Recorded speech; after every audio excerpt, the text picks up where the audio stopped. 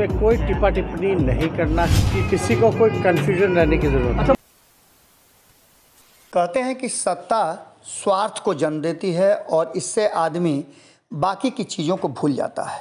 बिल्कुल उसी अंदाज में इस देश में आपने देखा होगा कि किस तरह से चीज़ें बदल रही हैं। 2014 में जब भारतीय जनता पार्टी आई तो लोगों से उन्होंने बहुत सारे वादे किए थे, बहुत सारे ऐसी चीज़ें रखी थी जिसको लेकर के इस देश की जनता ने भारतीय जनता पार्टी को वोट किया था। और भारतीय जनता पार्टी सत्ता में आने के बाद उन सारी चीज़ों से मुकर गई। यहाँ तक कि बहुत सारे ऐसे वादे थे जिनको जुमला बताया। यानी कि ये बात साबित होती है कि हमारे बुजुर्गों ने जो कहा है कि सत्ता स्वार्थ को जन्म दे देती है, स्वार्थी बना देती है, बिल्कुल उसी अंदाज में अब बिहार की भी राजनीति शुरू हो गई है। जैसा कि आप सभी जानते हैं कि लालू प्रसाद और नीतीश कुमार के बीच में 36 का आंकड़ा रहा है, लेकिन सत्ता के स्वार्थ में दोनों ने समझौते किए। हालांकि इस समझौते में लालू प्रसाद हमेशा मात खाए हैं, क्योंकि नीतीश कुमार उनसे कई डेग आगे बढ़ गए हैं। भले ही 90 के दशक में लालू प्रसाद ने नीतीश कुमार को अपने से अलग होने के लिए फ्री कर दिया हो, लेकिन अब उस स्थिति में भी नहीं है।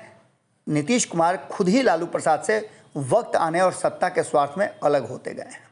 बिल्कुल उसी अंदाज में एक बार फिर से, जैसा कि आप सभी जानते हैं कि नीतीश कुमार और तेजस्वी यादव के बीच में दोस्ती हुई है। इस दोस्ती में दो बड़े धड़े जो हैं वो आश्चर्यचकित हैं और चिंतित भी हैं।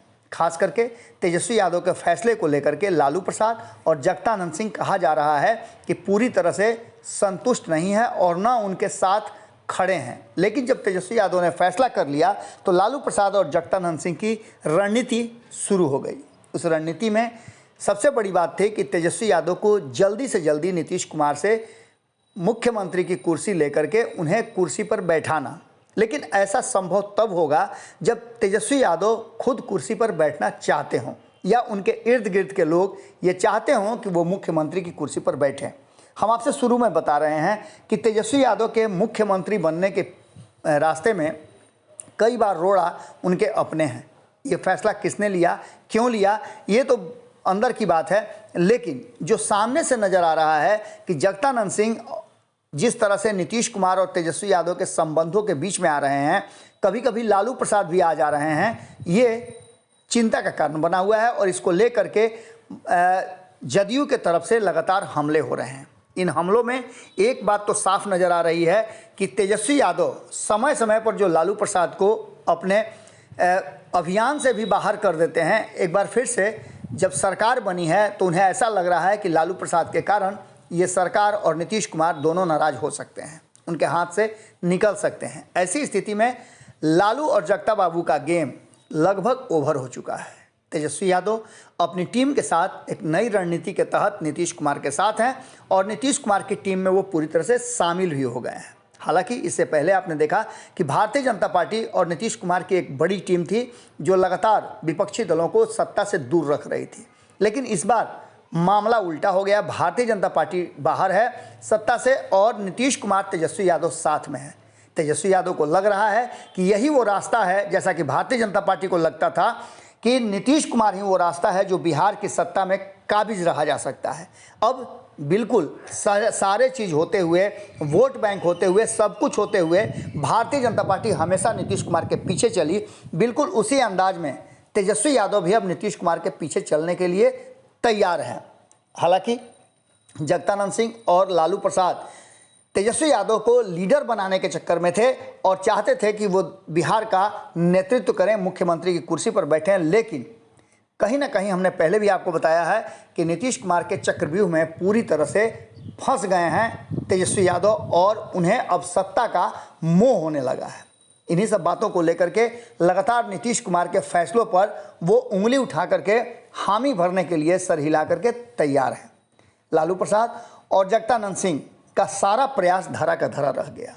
यहाँ तक कि आपने देखा कि जिस तरह से नीतीश मंत्रिमंडल से दो मंत्रियों की राजद के इस्तीफे हुए और कहा जा रहा है कि अभी कई नीतीश कुमार के निशाने पर हैं जिनको हटाने के बाद ही नीतीश कुमार निश्चिंत होंगे कि वो 2024 तक बिहार के मुख्यमंत्री बने रह सकते हैं, तेजस्वी यादव के वोट बैंक के आधार पर, उनके संख्या बल के आधार पर। हालांकि कहना थोड़ा जल्दबाजी होगा, क्योंकि 2024 के चुनाव को लेकर के हमने आपको पहले ही बताया कि नीतीश कुमार की स्वीकार्यता कम होने के बाद ये सारे फैसले हो रहे हैं।